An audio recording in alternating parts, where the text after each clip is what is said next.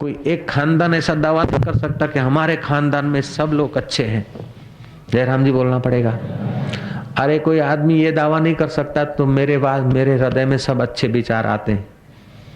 कर सकता है क्या कोई ईमानदारी से करते दावा कि मेरे हृदय में सदा अच्छे विचार आते हैं, मैं सदा अच्छा ही काम करता हूँ, गलत काम में नहीं करता या विचार गलत नहीं आते, ऐसा कोई दावा कर दे? इतने सारे हैं, हाथ उठा के दिखा दे कोई। जयराम जी की। इसीलिए करने में सावधान, होने में प्रसन्न। जो विचार आए, जो निर्णय आए, विचार करने में सावधान हो कि ये विचार तुम्हारी शांति भंग करने के तो नहीं है, ये विचार तुमको धर्म से गिराने के तो नहीं है, ये विचार तुम्हारी योग्यता नाश करने वाले विचार तो नहीं है। विचार करने में, कर्म करने में सावधान, और जो हो रहा है उसमें प्रसन्न रहो। जो तुम्हारे पास फल आ रहा है, सुख दुख मान अपमान, सुख आ रहा है तो धन्यवाद दो, सुख देकर तू मुझे उत्साहित कर रहा है। दुख आ रहा है कि हमारे पाप कट रहे हैं, चलो अपमान हो रहा है, हमारी योग्यता बढ़ाने के लिए भगवान कर रहे हैं, आप चले जाओ आगे।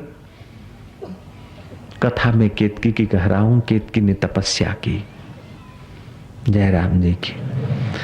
उसके पास कुछ योग्यता आ गई, सामर्थ्य आ गया। सदगुरु का सानिध्य नहीं होता है तो आदमी का सामर्थ्य ही उसको कभी कभी खतरे में डाल सकता है। आपके हाथ में छुरी है, तलवार है, लेकिन उसको घुमाना नहीं चाहते तो वही तलवार तुम्हारे अंग को भी लग सकती है। चप्पू तो है लेकिन सब्जी काटने की आइडिया नहीं तो उंगली काट देती माइया। तवा है, रोटी बनाने की आइडिया नहीं है तो अपनी उंगली को ही सेक डालती कभी कभी। वही बाप रे, अरे वही बाप रे, तो तवो तो आयो नहीं थे, तवा माते मेल्यो हाथ अंधात्री, वही बाप रे काई करे रही है।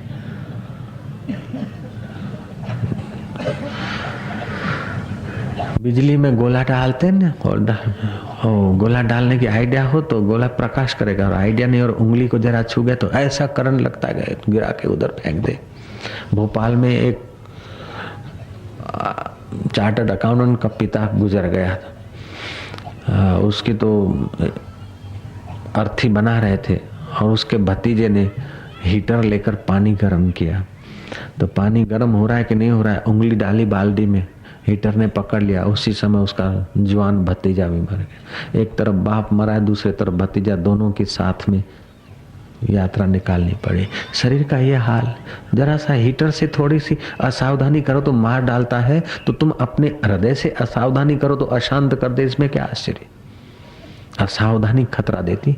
हम असावधान होते हैं इसीलिए दुखी होते हैं, वरना दुख है नहीं। दुख की मैन्युफैक्चरिंग हम करते हैं। और जब अंदर से असावधान होते हैं, निगुरे लोग होते हैं, गुरु नहीं, गुरु का ज्ञान नहीं, तो फिर अंदर से ऐसा वैसा सोच के फिर अंदर से आदमी विक्षिप्त होता है। विक्षिप्त तो आदमी फिर बोलेगा शराब तू मेरा दुख मिटा, हे सेक्स तू मेरा दुख मिटा, हे धन तू मेरा दुख मिटा। अरे सेक्स से, शराब से अगर धन से दुख मिटता तो धनवान, कामी और शराबी सुखी आदमी हो जाते। कामी आदमी, काम से अगर दुख मिटता, धन से अगर दुख मिटता, शराब से अगर दुख मिटता तो शराबी आदमी सुखी होना चाहिए, धनी आदमी पूरा सुखी होना चाहिए, कामी आदमी सुखी होना चाहिए। सुख तो मिटता है गुरु के ज्ञान से और परमात्मा के ध्यान से, दुख उससे मिटता है और कोई उपाय नहीं। और वो दृढ़ता से किया जाए। दृढ़ता से उसी का होता है कि जो द्वंद्व और मोह से रहित होने को यत्न करता है। द्वंद्व और मोह से रहित हुआ है। केतकी के चित्त में थोड़ी दृढ़ता तो आई है लेकिन पूरी नहीं आई। केतकी के चित्त में भजन तो शुरू हुआ है लेकिन अभी गुरु की निगाह नहीं मिली है। केतकी के मन में गर्व हो गया कि मैं इस उम्र में कुंवारी रही, शादी नहीं की, और मैं योग में इतनी आगे आ रही हूँ, मैं भजन करती हूँ। वो मैं आ गया, मैं समझे रहा अंदाता, वो मैं आवे ने समझ लेना कि अब सावधान रहना चाहिए, न जाने कहाँ पटक डालेगा। भगवान की आह्लादनी शक्ति, उसको जगदम्बा कह दो, आद्य शक्ति कह लो, उसमें तो सामर्थ्य है, कोई भी रूप धारण कर ले। तुमने देखा होगा कभी चित्र, भगवान शिव जी संहार करके कुपित होकर लेटे हैं, फिर काली उनके शरीर पर खड़ी है। कहीं कभी ऐसा भी चित्र देखा होगा, शिव जी लेटे हैं और काली उनके वक्षस्थल पर खड़ी है।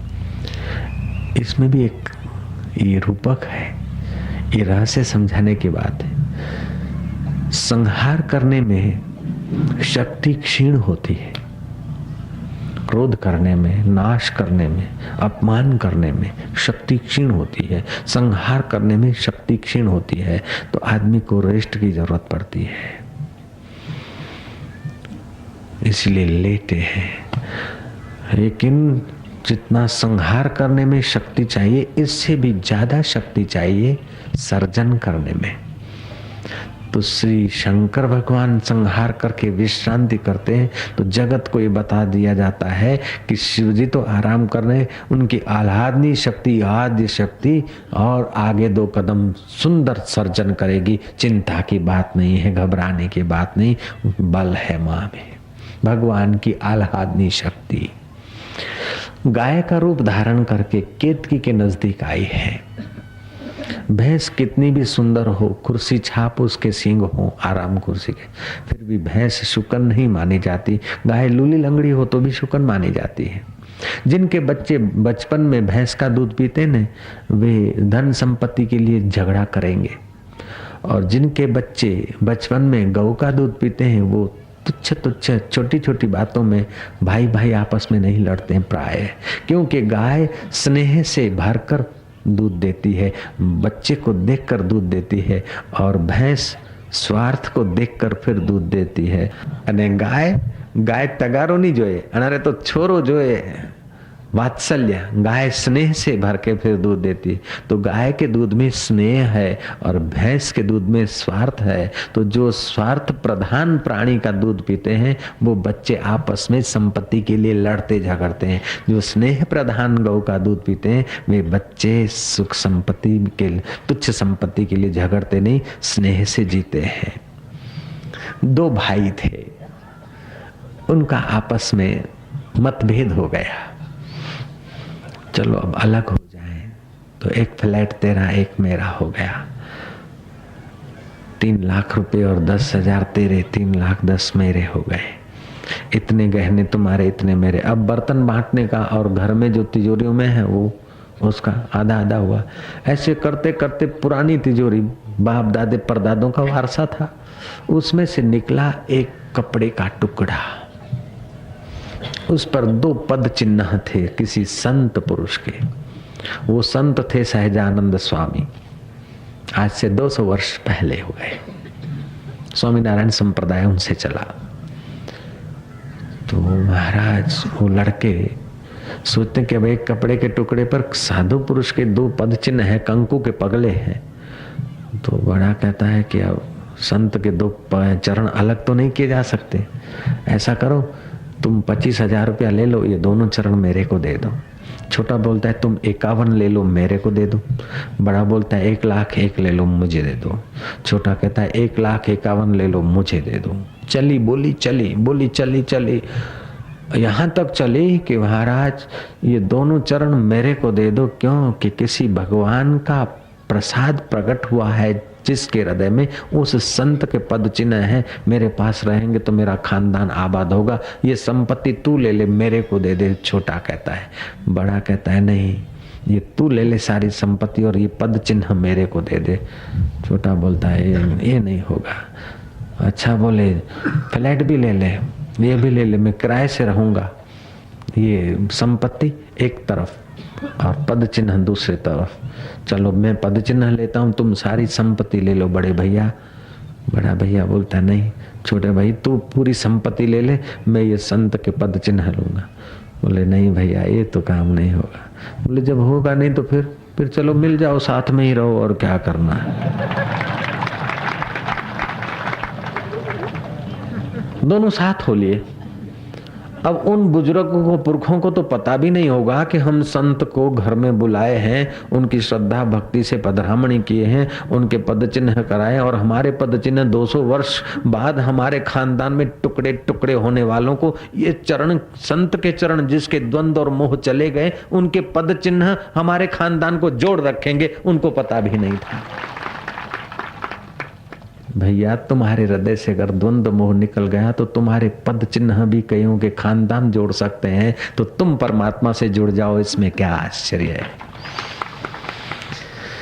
केतकी को हुआ है कि मैं कुछ तपस्या कर रही हूं, इस उम्र में युवती हूं, मानस पुत्री थी दक्ष की, फिर तपस्या, खुला हवामान, शुद्ध वातावरण, फल फलादि कंदमूल खाने को मिलते महाराज, और आभा संपन्न।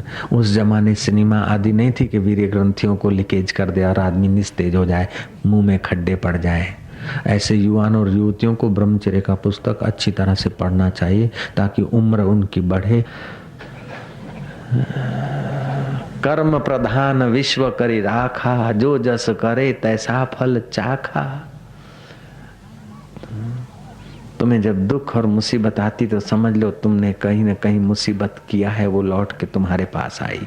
भीष्म पितामह बाणों पर पड़े थे और उस वक्त धर्मज्ञ और राजनीतिज्ञ व्यक्ति भीष्म की बराबरी का कोई व्यक्ति नहीं था पृथ्वी पर।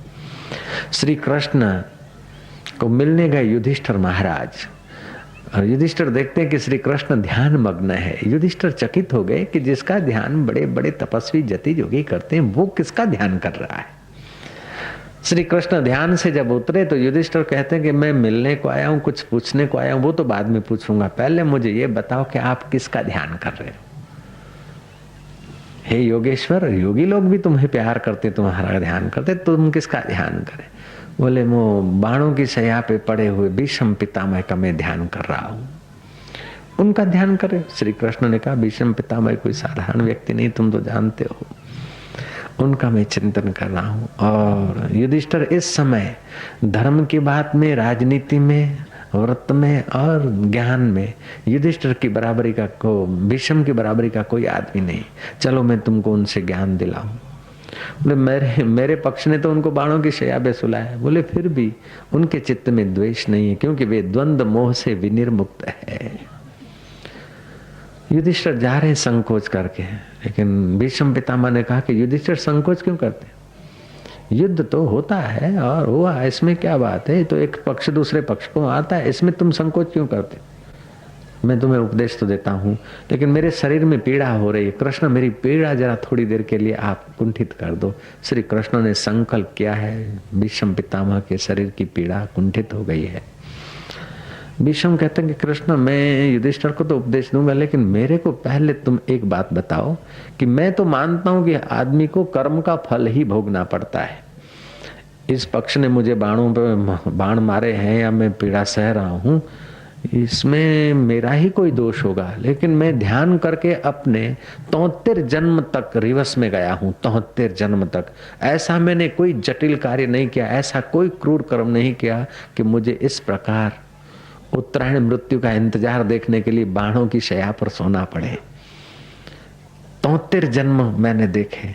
श्री कृष्ण मुस्कुराए, बोले चाचा एक कदम और पीछे जाते तो 73 जन्म के पहले एक और पीछे चले जाते, उस समय तुम कुंवर थे और अपनी मस्ती मस्ती में जंगल में घूमने गए और बावल का कांटा लेकर जंतु के पेट में शरीर में घुसेड़ा था। वो जो कांटे घुसेड़ते वही भाला होकर आए 73 जन्म के बाद। आदमी कांटा किसी को क्यों घुसेड़ता है? द्वंद्व और मोह से, और क्या है? राग और द्वेष से तो किसी के दिल को कांटा चुभाओ, और क्या करो? वो घूम फिर के अपने पास आते। मैं कथा कह रहा था केतकी की। केतकी के चित्त में हुआ मैं इतना तपस्या कर रही हूं। जब अभिमान आ जाए, गुरु नहीं होते, सत्संग नहीं होता है ना, तो सत्कार्य भी कभी कभी बांध डालता है। जय जय। निगुरा होता हिय का अंधा, खूब करे संसार का धंधा। शुभाशुभ संसार में होता है। जम का बने महिमान, सुन लो चतुर सुजान, निगुरे नहीं रहना। निगुरे का नहीं कहीं ठिकाना, 84 में आना जाना। केतकी के मन में आ गया है कि मैंने इतनी तपस्या की है। वो भगवान की आह्लादनी शक्ति जगदम्बा गाय का रूप धारण करके गई। क्या तो केतकी ने उसका कोई सत्कार नहीं किया, पूजन नहीं किया, कुछ खाने को फल फलादि नहीं दिया, लेकिन हंस डाला कि पशु आया है। पशु नाम परमात्मा का है। पश्यति थी पशु हूँ, जो इंद्रियों के द्वारा देख रहा है उसको वो परमात्मा का नाम इन 4 पैर वालों पर रखा गया ताकि उसकी याद आ जाए कभी। केतकी ने मजाक उड़ा दी पशु की। गाय पशु माना, गाय पशु नहीं है। तुलसी साधारण पौधा नहीं है, गाय पशु नहीं है। और लाल बहादुर शास्त्री साधारण नेता नहीं है। जयराम जी की वो तो योगी जीते ऐसे जिए हैं, स्वर्गस्थ हुए तो उनके नाम का कर्जा निकला है। जयराम जी की कितना त्याग से और संयम से जिए। ऐसे नेता देश में आ जाए अधिक तो देश का अभी भी जल्दी से शीघ्र बेड़ा पार हो जाए, महंगाई एकदम चट से नीचे उतर जाए। जयराम जी की नारायण नारायण नारायण नारायण नारायण। हम तो चाहते हैं कि भगवान सबको सद्बुद्धि दे ताकि सेवा करके प्रजा का हित करके अपना परम हित कर ले। जो भी आए जो भी रहे सबको भगवान सद्बुद्धि दे, भगवान सबका मंगल करे। और सत्संग के बिना सद्बुद्धि आती नहीं जल्दी से, ऐसा कई लोगों का अनुभव है। जयराम जी की केतकी ने तब किया और केतकी को हुआ कि मैं कर रही हूँ, अपमान कर दिया लोगों का। 5 बार उस आह्लादनी शक्ति ने आह्लाद किया है, लेकिन केतकी ने एक बार भी उसके आह्लाद को, उसकी पुकार को आंसू पहुंचने का काम नहीं किया, उसकी हंसी उड़ा दी। तब वो गौ रूप धारणी आह्लादनी शक्ति कुपित होकर प्रकट हो गई कि केतकी तू स्त्री जाति होकर तुझमें संतति को जन्म देने की क्षमता है, प्रजनन और पालन शक्ति है। उन दोनों शक्तियों को संयत करके तू भजन करती है, उसका मतलब तुझे इतना गर्व। तूने पति नहीं किया इसलिए तू गर्व करती है। एक पति नहीं 5 बार मैंने पुकारा है और तूने मेरी मजाक उड़ाई, अब तेरे को 5 पति मिलेंगे, चाह तू भी याद करेगी। केतकी तो ये श्राप सुनी, वो तो आह्लादनी शक्ति गौ रूप धार करके आई थी जगदम्बा, वो अंतर्धान हो गई। केतकी रोती रही कि अरे 5 पति, एक पति से मैं बचना चाहती थी, मेरे भाग्य में 5 पति, ये क्या। केतकी का मूड ऑफ हो गया। केतकी स्वर्ग गंगा में स्नान करने को सुबह बैठी है, वो श्राप याद आ रहा है और उसके आंसू टप टप जल में पड़ रहे हैं। ब्रह्मचारिणी थी, दक्ष की मानस पुत्री थी, उसकी साधना का प्रभाव था। वो महाराज जब आंसू पड़ते तो आंसू उसमें जलाशय में पड़ते बहती नदी में आगे चलकर वे आंसू कमल का, सुवर्ण कमल का रूप धारण कर लेते थे।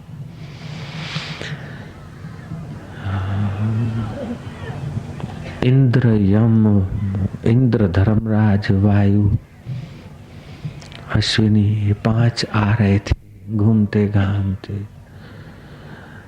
देखा कि गंगा में कमल सोने के बहे जा रहे हैं। वो अश्विनी आगे गए, देखा कि ओ इतनी सुंदर लड़की तपस्विनी, इसके आंसू सोने के कमल। उनके चित्त में हो गया कि इसको वर लें तो कैसा, मन में काम आया, लेकिन मर्यादा रखी। आजकल के लवरों जैसे कुछ सिटी विटी नहीं मारी, मन में विकार आ गया।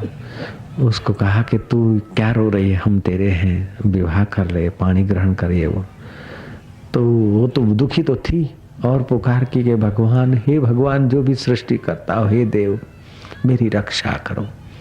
सच्चे हृदय की पुकार तुम्हारे अंतर्यामी तक पहुंचती है, न जाने किस रूप में वो परमात्मा किसको प्रेरित करके कहां कैसी घटना कर दे, उसका बयान मैं और तुम नहीं कर सकते।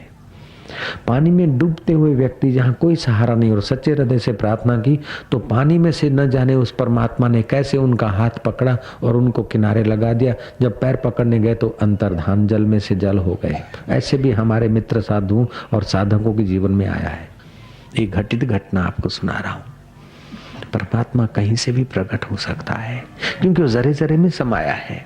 तुम्हारा विश्वास दृढ़ हो। विश्वास दृढ़ क्यों नहीं होता है कि द्वंद्व और मोह के कारण विश्वास अदृढ़ रह जाता है। ईसाई माई ने विवेकानंद की कथा सुनी थी। विवेकानंद शिकागो में प्रवचन कर रहे थे और विवेकानंद ने कहा, तुम्हारा फेथ, तुम्हारा विश्वास दृढ़ है तो तुम अगर पहाड़ को कह लो, मगरे को कह दो हट जा, तो मगरा भी हट सकता है। ऐसा तुम्हारे अंदर परमात्मा शक्ति है, लेकिन तुम्हारा विश्वास मजबूत होना चाहिए। जीसस ने भी कहा है। विवेकानंद ने पावरफुल भाषण दिया। जीसस को मानने वाली वो ईसाई माई चालू कथा में से उठ के घर गई कि मेरे घर के पीछे एक मगरा है। मगरा समझे रहे हो, पहाड़ी छोटी सी, और उस मगरे को अभी जाके हटाती हूँ। उस कमबख्त ने धूप और हवा को रोक रखा है। मेरे में विश्वास भी है। जीसस भी कहते हैं, विवेकानंद ऑल्सो से, विवेकानंद भी बोल रहे हैं, अब मैं अपने विश्वास का उपयोग करूंगी, मगरे को हटाऊंगी। वो खिड़की खोलकर और मगरे को बोलती है कि मगरा थोने जावू पड़ी, क्या मगरा थोने जावू पड़ी, મને વિશ્વાસ है। અને શાસ્ત્રમાં લખ્યાલો है कि પાકો વિશ્વાસ હોય તો મગરો બી આજ્ઞા માને, તો મનક આજ્ઞા કેમ નહીં માને, છોરા આજ્ઞા કેમ નહીં માને, અપરો विश्वास ढचू पचू है जरे एड़ो विजबो करे है। मगरे को अभी मैं हटाऊंगी।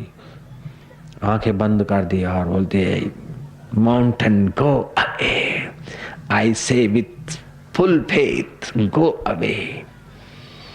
मैं पूरे विश्वास से कहती हूँ, तू दूर जा, दूर जा, दूर जा, 3 बार कहा। और फिर उसने आंखें खोली और खूब हंसी, बोले मुझे पता था तू जाने वाला नहीं है। बाहर से तो विश्वास विश्वास की डींग हाँकती, लेकिन अचेतन मन में गहराई में था कि ये नहीं होगा। जब ऊपर से आदमी श्रद्धालु होता है और अंदर से विश्वास नहीं करता, तो उसको श्रद्धा का फायदा नहीं होता इतना जितना होना चाहिए।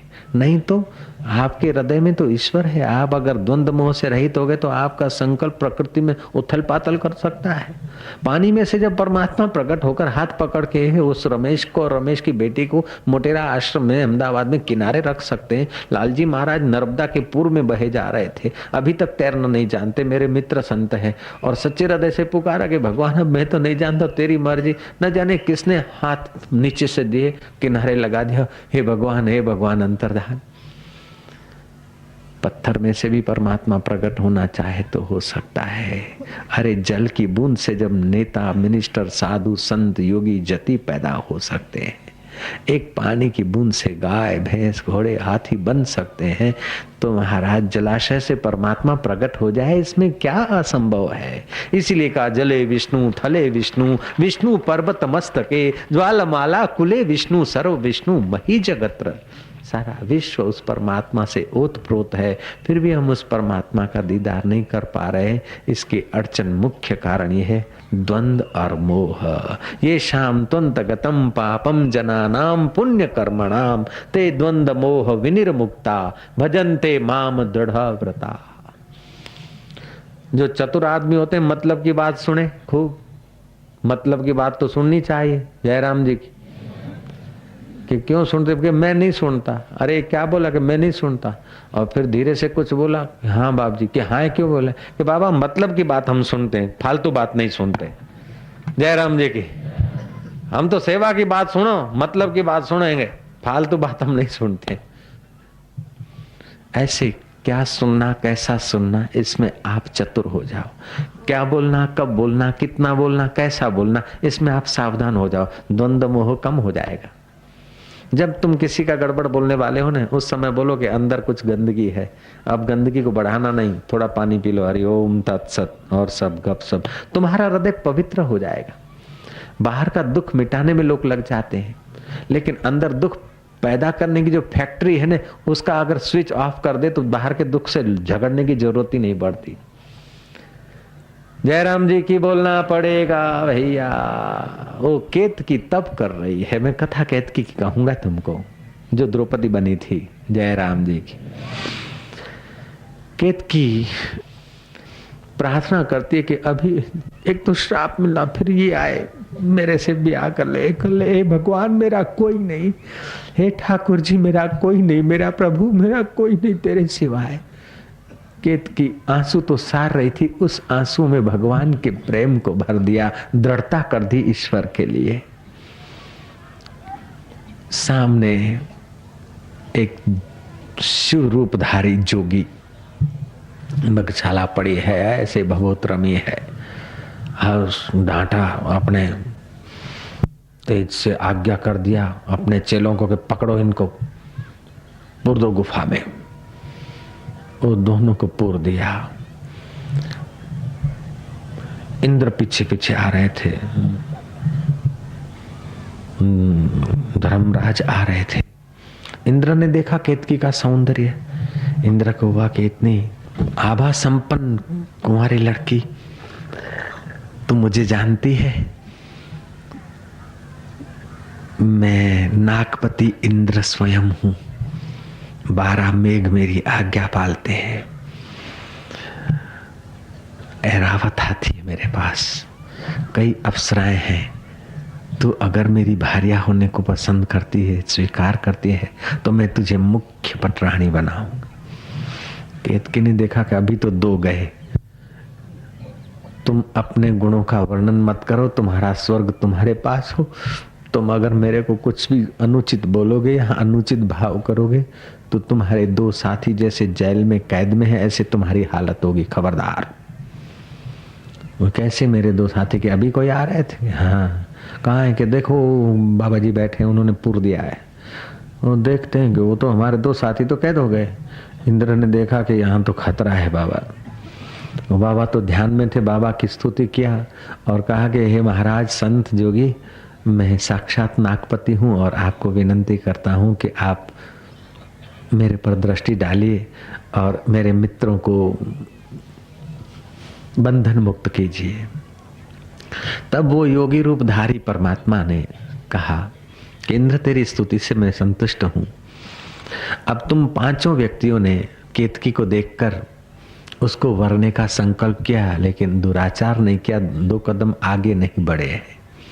तुमने देव मर्यादा का उल्लंघन नहीं किया, फिर भी तुमने किसी कुंवारी को देखकर उससे बिहाने की 5 ने इच्छा की है और आह्लादनी शक्ति, आद्य शक्ति ने उसको श्राप भी दे दिया है। इसलिए केतकी अब मृत्यु लोक में जाएगी और उसका नाम द्रौपदी पड़ेगा और तुम भी 5 देवता पांडव होकर जाओगे। तुम्हारे भी संकल्प पूरा हो जाएगा और देवलोक में 1 पत्नी 2 पत्नी का व्रत नहीं है, तो देवलोक का कायदा तुम्हारे साथ रहेगा। इसलिए मानुषी लोक का कायदा तुम पर काम नहीं करेगा। द्रौपदी के नाम से वो केतकी रहेगी और भगवान कृष्ण का, इसने अंत में भगवान का चिंतन किया तो भगवान कृष्ण इसके सहायक रहेंगे और पतिव्रताओं में श्रेष्ठ मानी जाएगी। और तुम्हारा ये संकल्प, अनुचित संकल्प, तुमको एक बार मृत्यु लोक में ले जाएगा। तुम ये पाप का फल भोग के फिर अपने स्वरूप में स्थित हो जाओगे, ऐसी मेरी आज्ञा है। वही केतकी द्रौपदी बनी है। आज की लड़कियां बोले कि द्रौपदी के तो 5 थे तो हमने 1 लवर कर दिया, तो अरे तेरा दम कहाँ है केतकी जैसी तपस्या करने का? नारायण नारायण नारायण नारायण नारायण। वो तो मानस पुत्री थी और वो अपना श्राप मिटाने को आई थी। तुम तो अपना श्राप मिटाने को नहीं, तू तो अपना जीवन बनाने को आई है।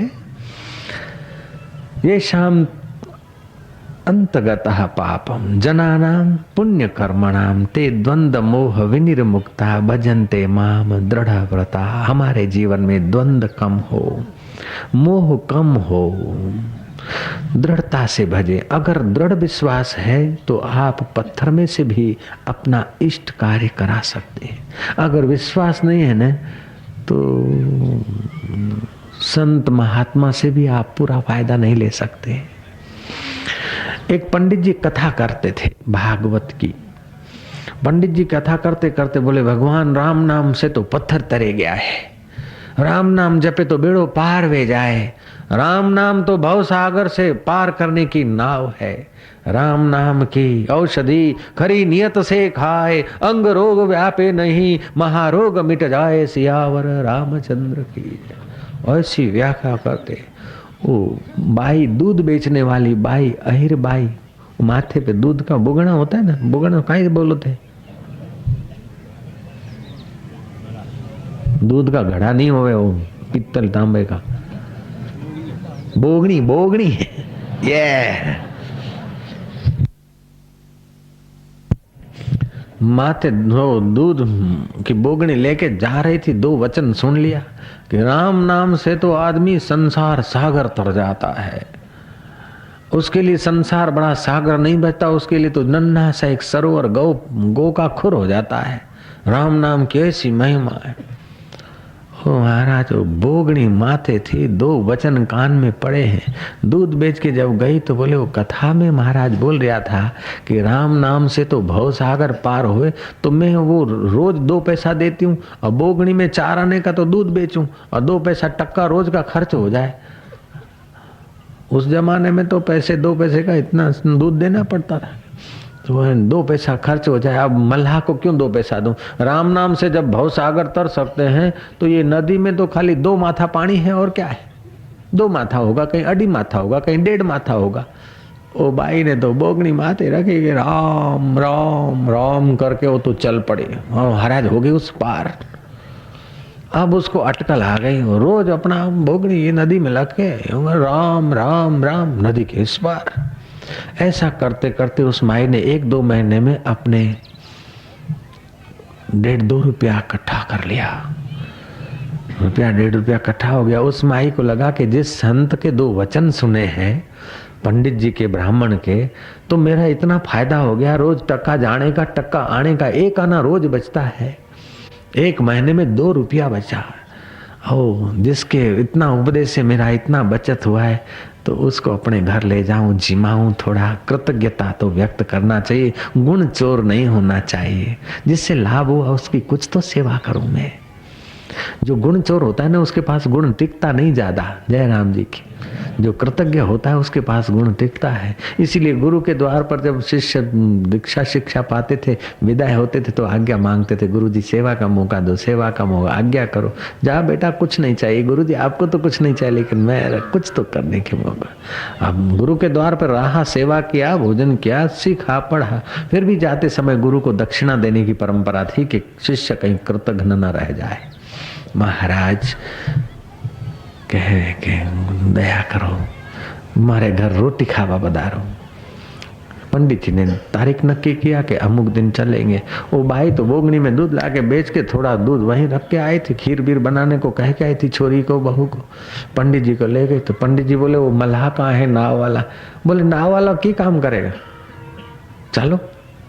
राम राम राम करके वो बाई तो बोगनी उस पार लेके गुबी हो गई। बोले आओ गुरु महाराज पधारो। की कर पधारो? अरे थे तो कथा में कही रहा हो कि राम नाम के बेड़ा पार हो गए, ते पधारो हंदा था।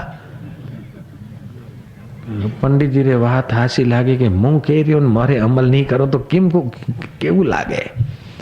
कि पंडित जी के हाँ बात तो हाची, राम नाम थी तो भाटा तरे, मुंह तरो तो कहीं आश्चर्य है।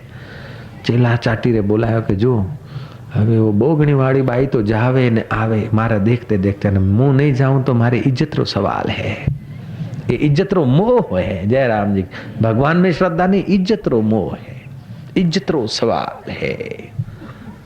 मतलब कितना काम तो इज्जत के सवाल के लिए कर करके लोग खोटा कर देते। दारू पिलाना इज्जत का सवाल है, मांस खिलाना इज्जत का सवाल है, कर्जा करके और दहेज देना इज्जत का सवाल है, गाल पे थप्पड़े मारकर गाल लाल रखना इज्जत का सवाल है। कैसी खोपड़ी में इज्जत घुस गई है। अरे जीवन में सरलता लाओ, सहजता लाओ, आडंबर को आग लगा दो, जैसा है प्रेम से व्यवहार करो। दारू पिलाओ मेहमान को, ये करो, सत्यानाश होनारी करो ना, अपना पुण्य नाश करो। इज्जत रो सवाल है। अपने तो ए हो, अपने तो ए हो, होता जो बेटा अभी क्या है, अभी जो है वैसा चलो। श्री कृष्ण भगवान घोड़ा गाड़ी चलाने में संकोच नहीं करते, अपने वट मार के पड़े रहते कि 25 साल पहले मेरा बाप सेठ था, 50 साल पहले मेरा बाप राजा था, हम राजवी कुल के, हम सेठ के कुल के। अरे जो हो गया हो गया, चलो बीत जाओ, अभी जो है उस मुताबिक चलो। सांप गयो लीसोड़ू पकड़ी राखे अंधाता, ए मजा नहीं आवे। शास्त्र ऐसा नहीं बोलता। है सीता करने का मौका होता है तो राम जी है सीता करते हैं। भाई लक्ष्मण करके रोने का मौका आता है तो राम जी रो डालते हैं, और तीर चढ़ाने का मौका आता है तो राम जी तीर चढ़ाते हैं। बैठा दोइए बकरियों, उबा दोइए ऊंट, जेवो वाय वायरो तेवी दइए पूंठ। छोड़ो कल की बातें, कल की बात पुरानी। इतना तो फिल्म वाले गाया करे, जयराम जी बोला करो।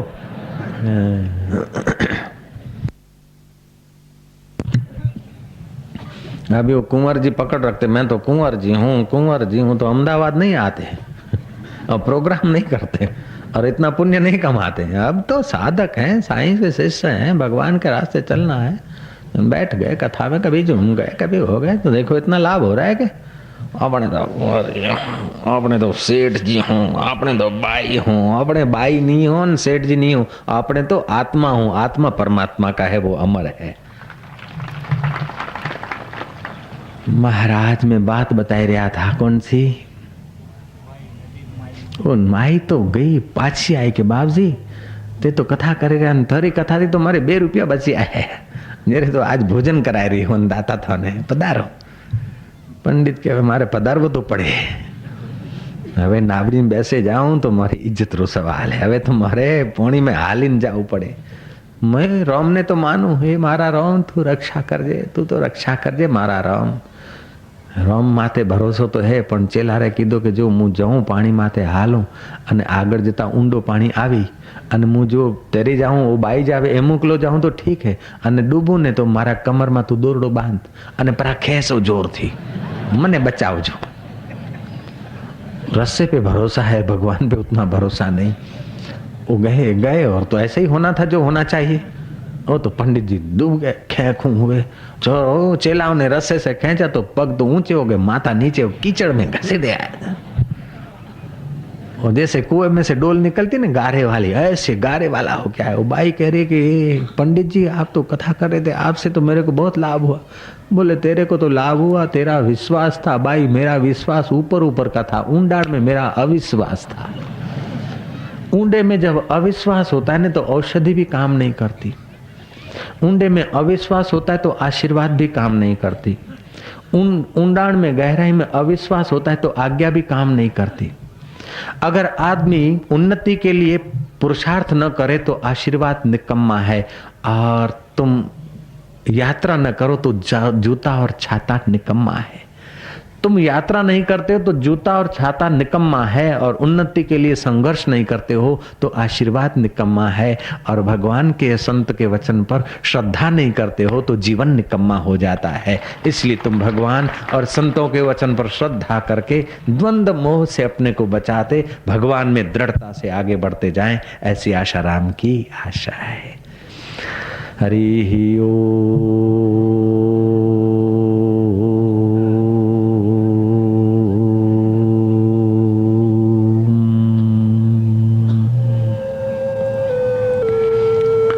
येषां त्वन्तगतं पापं जनानां पुण्यकर्मणां ते द्वन्द्वमोह विनिर्मुक्ता भजन्ते माम दृढ़व्रता।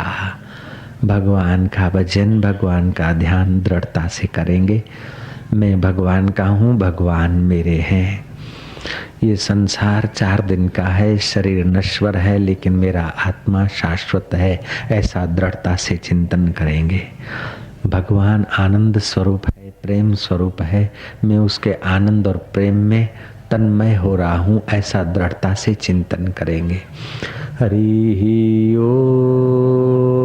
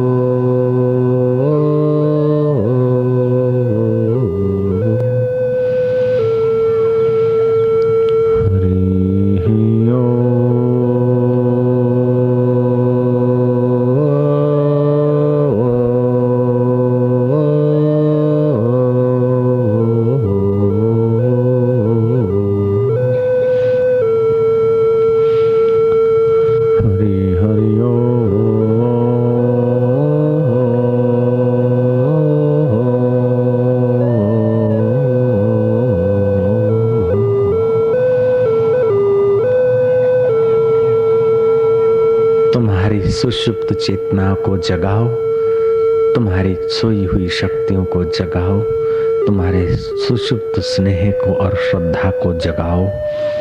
ईश्वर में अपने आत्मा परमात्मा में विश्वास को जगाओ, फिर तुम्हारे लिए संसार में कुछ भी दुर्लभ नहीं है। तुम शुभ संकल्प का खजाना बढ़ाते जाओ, ईश्वर की अनंत शक्ति तुम्हारी सहायता करने के लिए उत्सुक है। हरि ओम।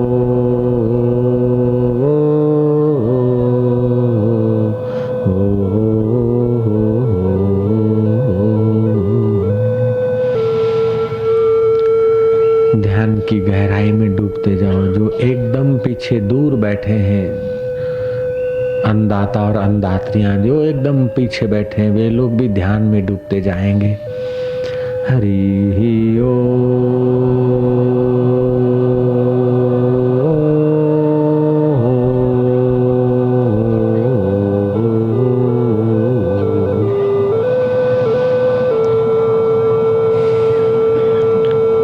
फिर गहरा श्वास लेना, भगवान की कृपा को भीतर भरना, ईश्वर की शक्ति को भीतर भरना और हरि ओम करते हुए अपने बल को जगाना है। हरि हरि ओम।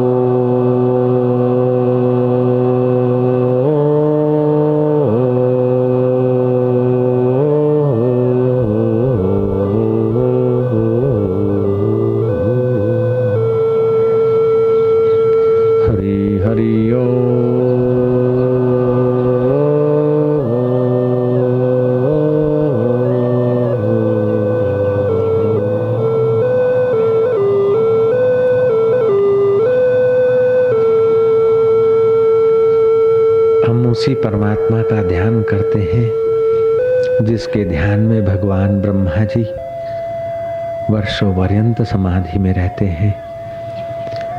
33 करोड़ देवों में 3 देव अति मुख्य माने जाते, ब्रह्मा विष्णु महेश। उसमें भी भगवान विष्णु प्रेम प्रधान देव हैं और भगवान शिव ज्ञान प्रधान देव हैं।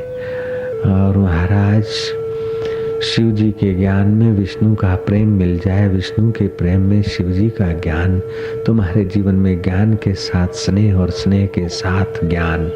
और फिर ब्रह्मा अर्पण कर्म करने चाहिए। कोई भी कर्म ब्रह्मा जी को अर्पण किए जाते हैं।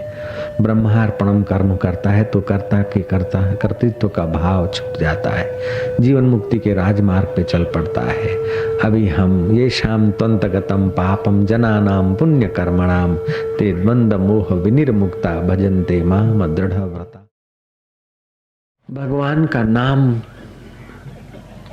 इतना तो बलवान है कि अपि चेत दुराचारी भ्यो पापे भ्यो पाप कृतम। अजामिल भगवान नारायण का नाम लेता है।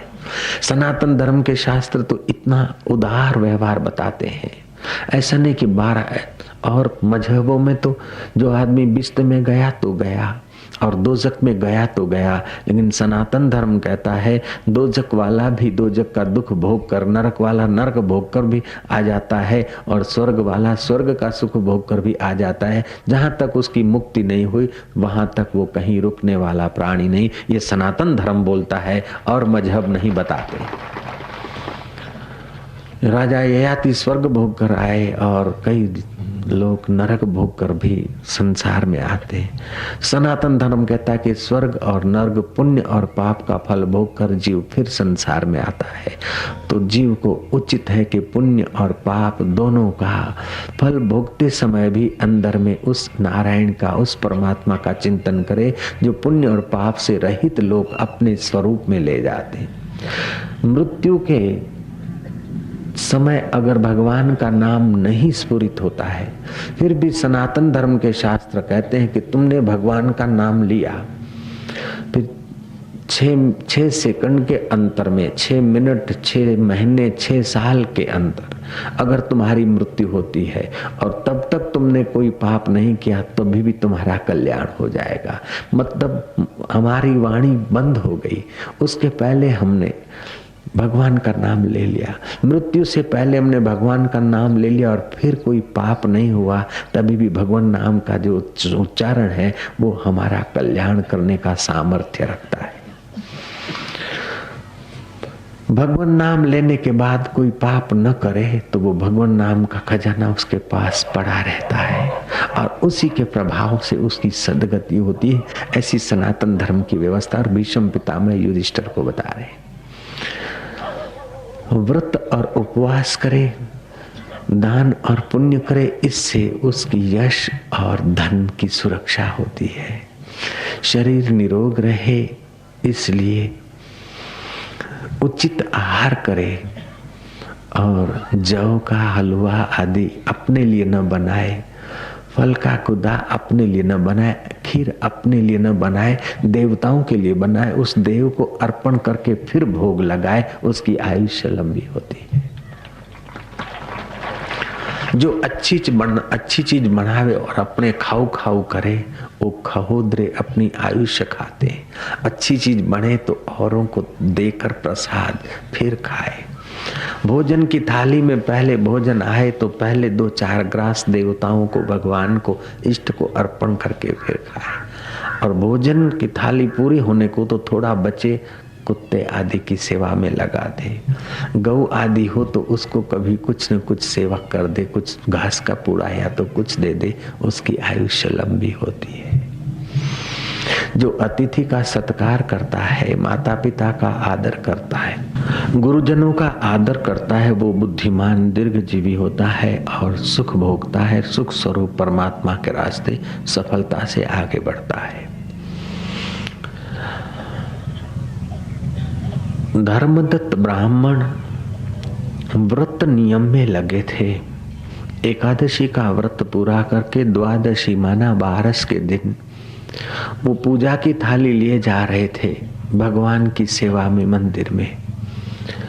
प्रभात का समय था, थोड़ा सा अंधेरा जैसा रहा होगा।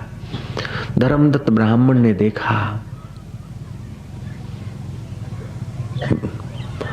कि कोई छाया सी आ रही है और उस पर हावी हो रही है। इसीलिए युधिष्ठिर महाराज कहते हैं कि चौराहे पर संध्या के समय नहीं खड़ा रहे, न देखे, मध्याह्न के समय चौराहे पर न रहे। जैसे हम लोगों की दुनिया है, ऐसे हम ऐसे ही मरकर भी सूक्ष्म जगत की भी दुनिया है, अवगत लोगों की भी दुनिया है। तो अंधेरे अंधेरे में जा रहा था वो ब्राह्मण ठाकुर जी की सेवा करने, तो सामने एक छाया सी दिखी और वो डरावनी छाया को देखकर वो ब्राह्मण डर गया। पूजा की थाली उस छाया पर दे मारे। पूजा की थाली में तुलसी के पत्ते थे और भगवान की पूजा की सामग्री थी और उसके मुंह में भगवान का नाम था। पूजा की थाली लगने से वो प्रेत आत्मा के पाप कट गए और उस प्रेत आत्मा ने कहा कि हे ब्राह्मण देव, तुम्हारा कल्याण हो। तुम्हारी पूजा की थाली में जो तुलसी के पत्ते थे और तुम्हारे नाम स्मरण करते हुए जब तुम घर से निकले तो ये थाली भी पवित्र लगी, तो मेरा कल्याण हुआ है। मेरे को अपने अगले जन्मों की याद आ रही है। मैं सौराष्ट्र में भिक्षुक ब्राह्मण की पत्नी थी। मेरा नाम कलहा था। मैं पति को बहुत सताती थी और जिन बर्तनों में भोजन बनाती थी उसी में खाती थी, जूठा करके फिर पति को खिलाती थी। और मेरा नाम कलहा था, जैसा नाम था ऐसा ही मेरा काम था। पति के विपरीत आचरण करती थी। पति कह दे कि आज सब्जी और रोटी बनाना है तो मैं कहूंगी नहीं, दाल और भात ही बनेगा। पति कह दे कि आज श्राद्ध करना है, मैं कहूँ नहीं करूंगी, क्यों मुफ्त का बिगाड़ करे। पति कह दे कि अब स्नान करने का समय है तो मैं कहूंगी नहीं, रोटी खा लो फिर स्नान करो। मैं ऐसी थी। मेरे व्यवहार से पति रंज हो जाते, नाराज हो गए। फिर किसी अपने मित्र से पूछा कि मैं जो कहता हूं उससे उल्टा ही करती है, तो उसके मित्र ने युक्ति बता दी कि तुमको जो कराना है वो उल्टा बोल दो तो सुलटा हो जाएगा। निषिद्ध विरोधी युक्ति से, निषिद्ध युक्ति से। फिर मेरे पति ने निषेध युक्ति से मेरे से काम लिया। मेरे पति ने कहा कि प्रिय, कल मेरे माँ बाप का श्राद्ध है लेकिन नहीं करना। मैंने कहा धिक्कार है, पुत्र होकर श्राद्ध नहीं करते हो। मैं तो श्राद्ध करूंगी। तो मेरे पति ने कहा अच्छा श्राद्ध करे, लेकिन पकवान मत बनाना, सादा रोटला बनाना। बोले श्राद्ध में सादी रोटी कोई होती है? श्राद्ध में तो पकवान बनाऊंगी। मेरे पति ने कहा पकवान तो बना ले, तेरी मर्जी की बात है, बहुत ब्राह्मणों को मत बुलाना, एक आध छोटा मोटा ब्राह्मण बुलाना। मैंने कहा नहीं, 7 ब्राह्मण को जिमाऊंगी। मेरे पति ने बोला अच्छा ब्राह्मणों को तो जिमाना, लेकिन दक्षिणा मत देना। मैं क्या दक्षिणा क्यों नहीं देगा, हमने भगवान ने बहुत कुछ दिया, क्यों नहीं देंगे। मैंने ब्राह्मणों को जिमाया, दक्षिणा दी, पिंडदान कराया। फिर मेरे पति निषेध युक्ति भूल गए। मेरे पति ने कहा कि प्रिय ये जो पिंड है पवित्र नदी में फेंक कर आ। मैंने कहा धूड़, पवित्र नदी में क्यों फेंक के, मैं तो नाली में डाल के आऊंगी। मैं पिंड नाली में डाल के आई। मैं उल्टा करती थी, मेरा नाम कुल्टा था, इसलिए मैं करती थी उल्टा। कईयों को कई झगड़ा खुरमाइयां हो, दिन में एक आध झगड़ा नहीं करे तो उनके माथे में जूं पड़ा हुआ है। झगड़ा खुरमाइयां होती है, वो अपने घर में नहीं तो किसी के घर में भिड़ा के आएगी उल्टा सीधा, और फिर शाम पड़े तो देखो। अरे कहीं झगड़ा होता हो तो तुम घासलेट मत डालो, वहां पानी डाल कर आओ कि शांत हो जाए। बहू तुम्हारे को कुछ कह गई है और सासू तुमको कुछ कहती तो बहू की बात चढ़ा के सासू को मत बोलो, सासू की बात चढ़ा के बहू को मत बोलो। बहू बोल गई है तो बहू को बोलो कि भाई तेरी सासू तो तेरी प्रशंसा करती थी। होता रहता है। अब सासू बोले तो फिर सासू को बताओ कि तेरी बहू तो तेरी बड़ी प्रशंसा कर रही थी। ऐसा कुछ नहीं है। ऐसा करके एक दूसरे में जो मेल करा देता है वो प्रसन्न आत्मा दीर्घजीवी रहता है। जय राम जी। जो एक दूसरों को मसाला डालकर लड़ाता है वो दुरात्मा अल्प आयु हो जाता है। वो समझता नहीं कि दूसरे के घर झगड़ा कराता हूँ या समाज में झगड़ा कराता हूँ मैं कोई बड़ा आदमी हो जाता हूँ। नहीं नहीं, वो अल्प आयु हो जाते, अल्पमति के लोग रह जाते हैं। नारायण नारायण नारायण। मैं कलहा थी, मेरे पति निषेध युक्ति भूल गए, फिर सिर पटक के रोने लगे कि मेरे श्राद्ध किए, मेरे पितरों की अवगति करा दी।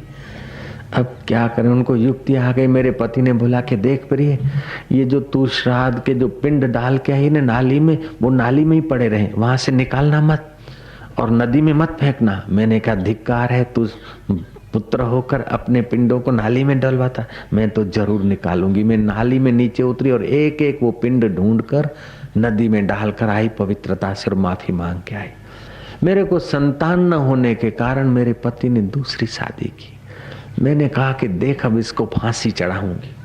टुक्का खा के मैं मर गई ताकि मेरा पति फांसी लग जाए। दूसरे को सताने के लिए मैंने अपने को सताया था।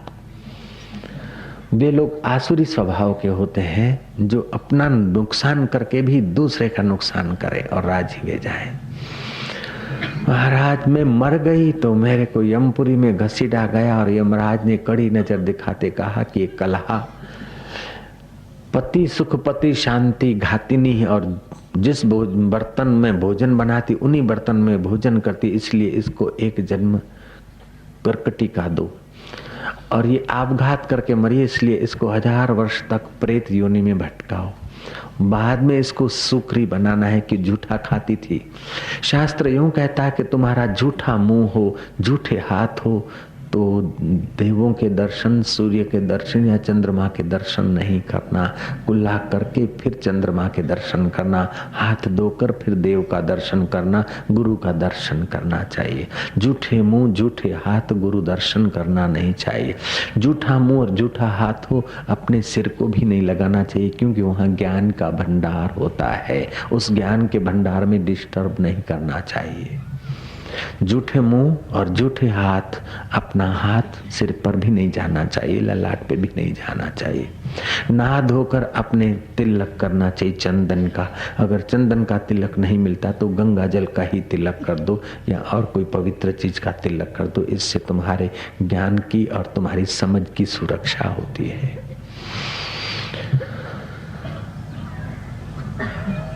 जो लोग दिनचर्या को ठीक से करते हैं वे निरोग रहते हैं। मैंने उल्टी की इसलिए मेरा मन खिन्न रहता था और उल्टी दिनचर्या गलत करने से मेरे चित्त में भी अशांति रहती थी। और जिस आदमी के पास जो है वही तो देता है। बोले फलाना आदमी गाली देता है तो उसके पास गाली है तभी गाली दे रहा है। फलाना आदमी अशांति देता है तो उसके घर में अशांति तो अशांति देगा। जो होगा वही तो देगा। और संत के पास भगवान का अमृत होता है तो संत अमृत देते हैं। तुम्हारे पास जो होगा वही तो दोगे। इसलिए सनातन धर्म कहता है कि तुम्हारे अंदर छुपा हुआ आत्म अमृत कैसे प्रकट किया जाए, भोजन कैसे करो, शयन कैसे करो। पूर्व के तरफ अथवा तो दक्षिण की तरफ सिर करके सोना चाहिए, पश्चिम के तरफ सिर करके नहीं सोना चाहिए। भोजन करे पूर्व के तरफ बैठ के भोजन करे, उसका यश बढ़ता है। उत्तर के तरफ बैठ के भोजन करे, बल बढ़ता है। पश्चिम के तरफ बैठ के भोजन करे, आयुष्य बढ़ता है। इस प्रकार की भोजन की भी विधि है। मैं ये सारी विधियां तो कुछ नहीं जानती थी। मैं तो जानती थी दूसरे को हैरान कैसे करे। कलहा मेरा नाम था, बस कलहा प्रिय थी। मैं झगड़ाखोर बाई थी। आप लोग तो झगड़ाखोर नहीं होंगी तभी तो शांति से बैठिए। अगर कोई होगी तो अब से बदल जाएगी भगवान की कृपा से। मैं ऐसी झगड़ाखोर थी इसलिए मेरे को सूकरी का जन्म मिलने वाला था। लेकिन पहला मेरे को प्रेत योनि में, क्योंकि टुका खा के मर गई, आपघात करके मर गई, इसलिए मेरे को प्रेत योनि में धकेला गया। मैं भटकती फिर मृत्युलोक में आई और एक सौदागर के श्वास के द्वारा उसके हृदय में जाने वाली थी। और सौदागर भगवान शिव का भक्त था और नमः शिवाय उसके हृदय में नाम चल रहा था। मेरे को तपन हुई, वहां से मेरे को भागना पड़ा। और प्रभात को तुम मिले तो हम लोग प्रेत लोग पहले सामने वाले को डराते हैं। पापी होता है तो जल्दी डर जाता है, पुण्यात्मा होता है तो देर से डरता है। लेकिन जो पुण्यात्मा भगवान का नाम लेता है तो फिर हम उसके अंदर नहीं जा सकते। तुम भगवान का नाम लेते थे इसलिए मैं तुम्हारे अंदर तो नहीं आ सकी। तुम्हारी थाली लगने से और तुम्हारा भगवान नाम मेरे कान पड़ने से मेरी प्रेत योनि से अब मेरी मुक्ति होगी। हे ब्राह्मण, मैं तुम्हारे शरण हूँ, मैं अनाथ हूँ। अब मेरे को अपने पुण्य का कुछ हिस्सा देकर मेरा कल्याण कीजिए।